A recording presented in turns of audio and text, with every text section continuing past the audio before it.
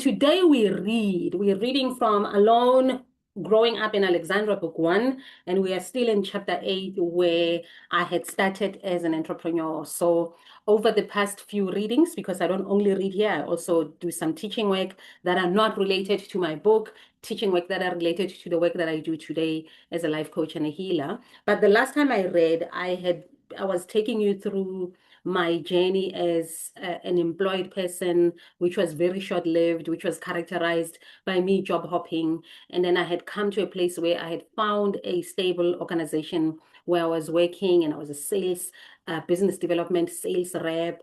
And I had sort of found my place in the world in terms of I like this job, I like this company, I love the salary, I love the commission, and I love the industry. And it was in the industry of office furniture and interior design. And back in the days, oh, those were the days, people in the office furniture space, like any other industry, lily white. I mean, companies like Cecil Nurse were doing great. I don't know if Cecil Nurse still exists. One thing about the office furniture industry that I've seen, it changes quite a lot. I mean, I was looking back as I'm doing these readings and just asking who's still out there in the furniture business.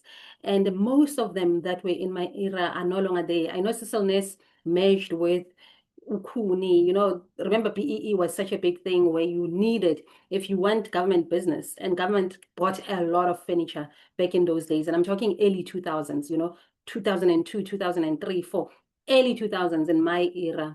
Cecil Ness was the big one. We used to compete with Cecil Ness every 10. They were in every department, and they used to use a lot of fronts. I mean, we can say this, it's 2025. The thing of BEE and fronting is something that is well known. So I can say it, that they used a lot of fronts. There would always be Cecil Ness, or there would be a black firm behind it, that it's Cecil Ness.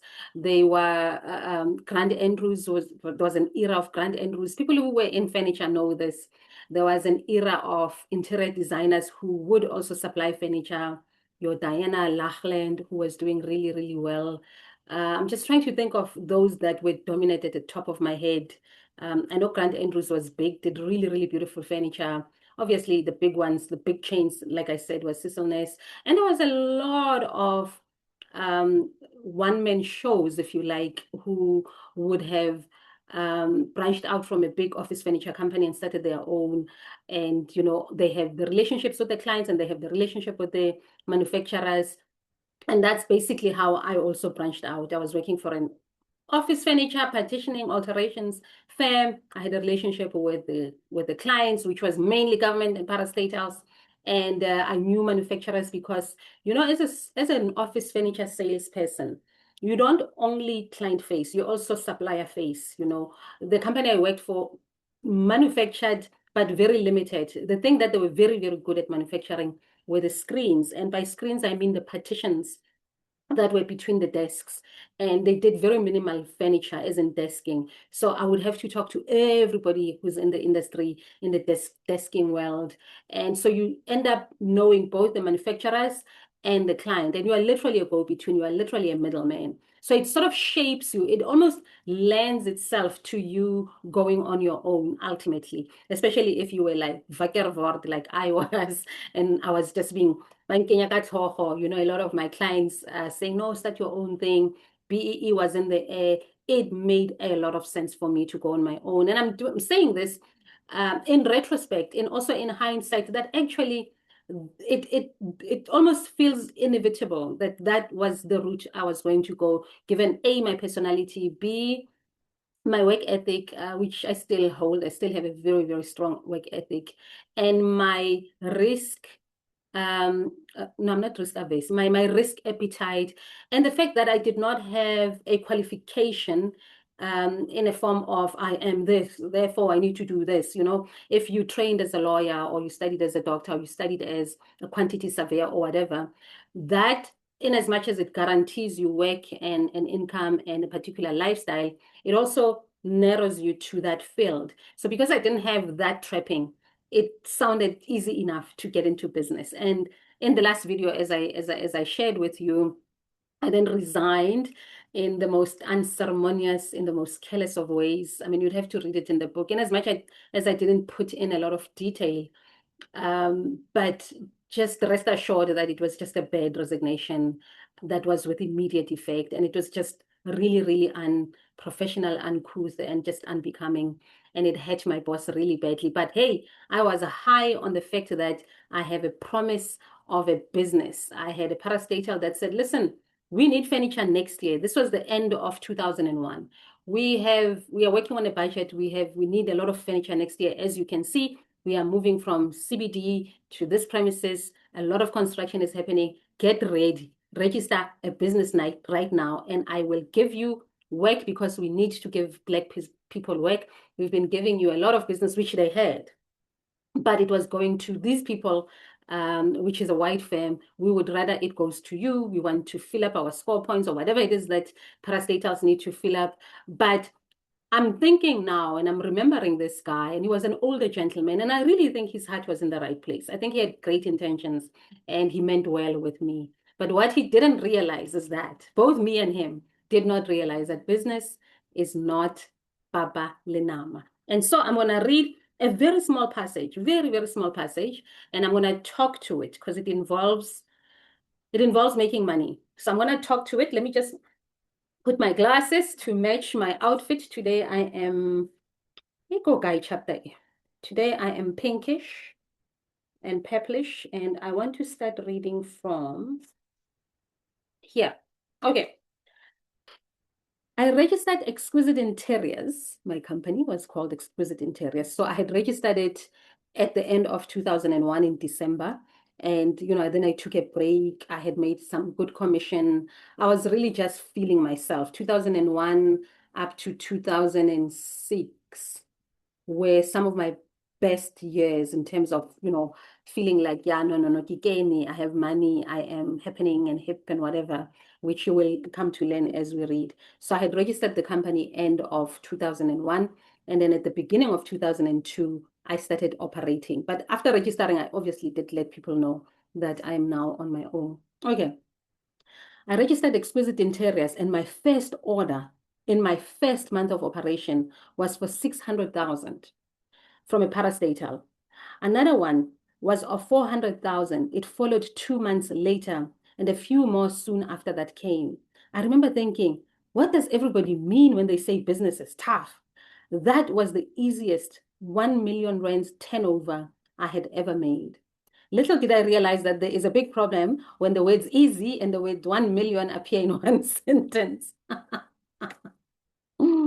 The first year went exceptionally well. I turned over 7 figures, and technically I was a millionaire, or, on paper, the business was worth that.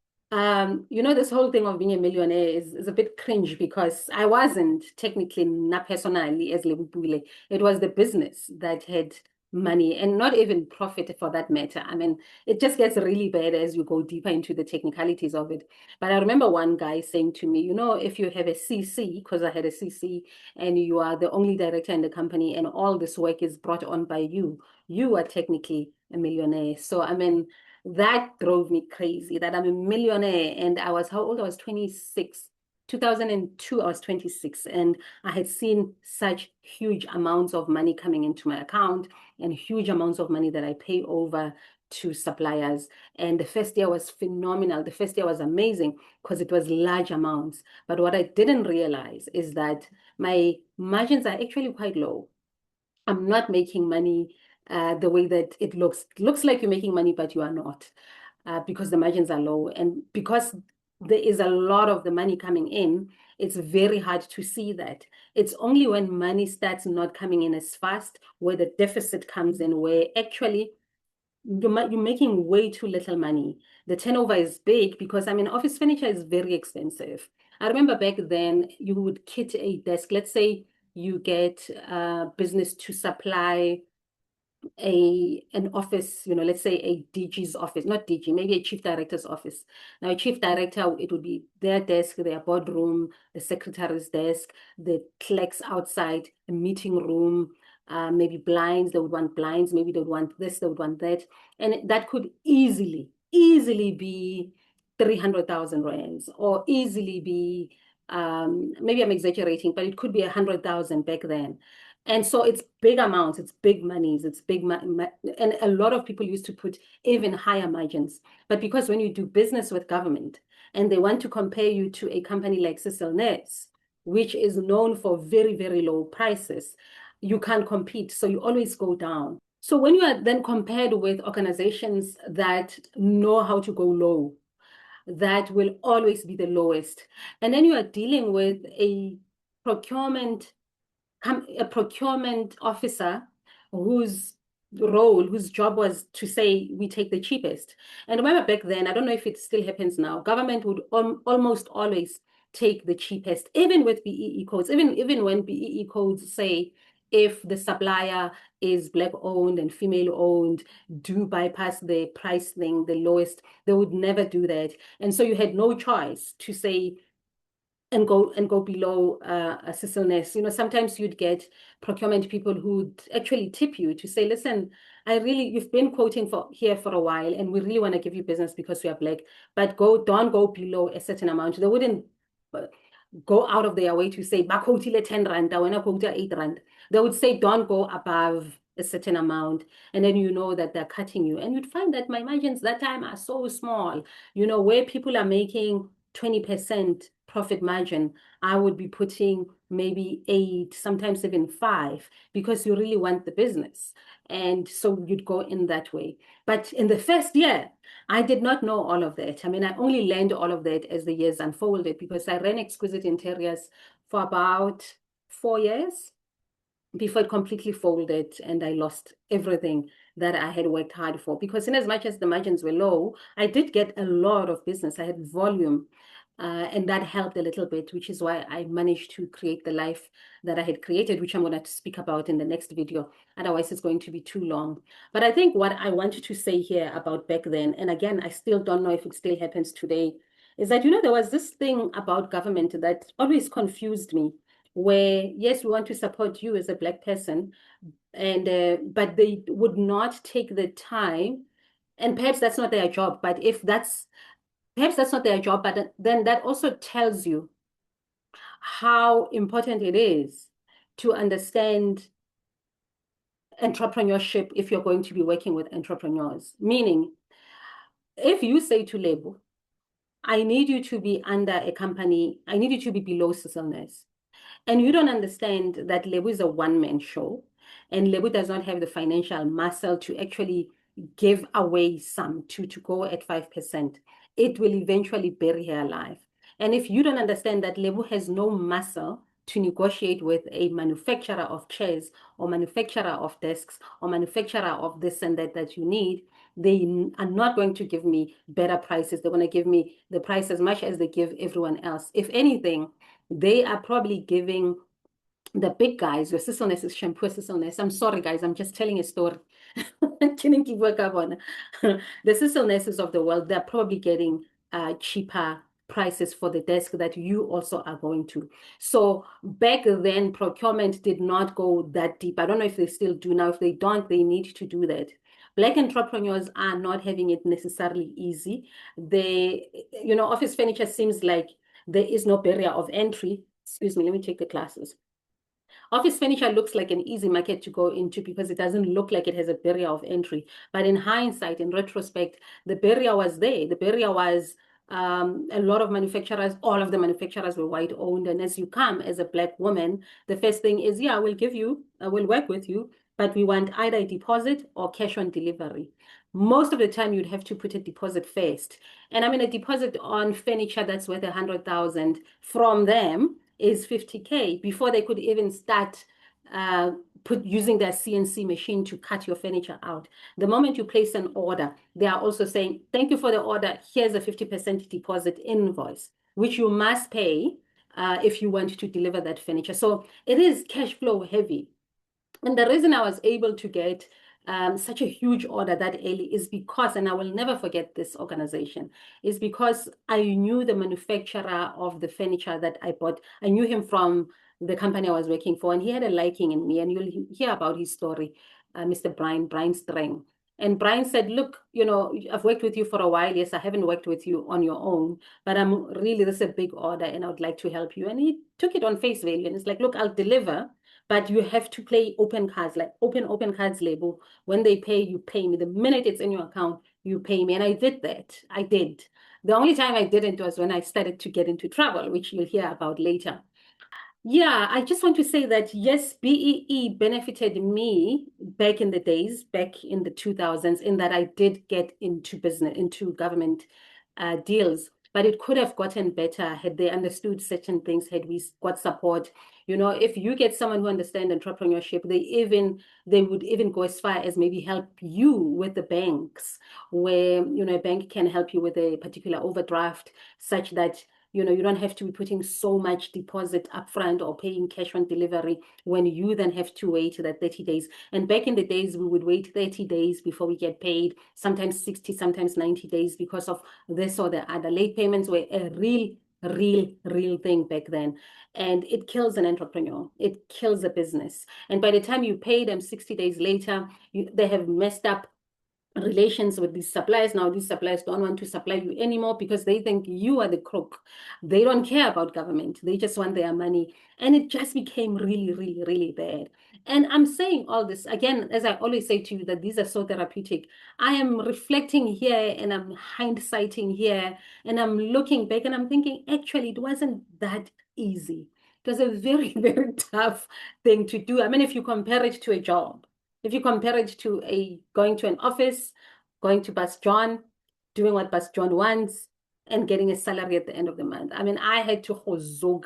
I had to negotiate my ass off, just trying to put bread on the table. But I was also having a lot of fun. So it wasn't bad, as you can see, this is I was, I had freedom, I had autonomy, I had the freedom to wake up, at whatever time to drop my kids at school, to do my rounds, to do my sales calls, to do my supplier visits, to quote, I mean, it was just also quite beautiful. It was one of those, it was good, bad, and it was also ugly. And yeah, that's how Exquisite Interiors started, where the first two orders was a 1 million rands turnover. I think the first year I must have turned over just around 1.6, 1.7 million turnover, mind you. And because it was such large amounts, even the profits were high. I remember my friend, I don't know if I should mention her name. Let me not mention her name because she's a high profile person. She's a CA by profession. She did my books that year. And she's like, you made very good profit. You made very good profit. But Lebu, because you don't know business, you don't know that profit gets reinvested. I chewy. I spent the money. I lived. I really lived. And you'll hear about how I lived in the next video. I'll see you next time. Like I always say, this is my story, and I cannot wait to hear yours.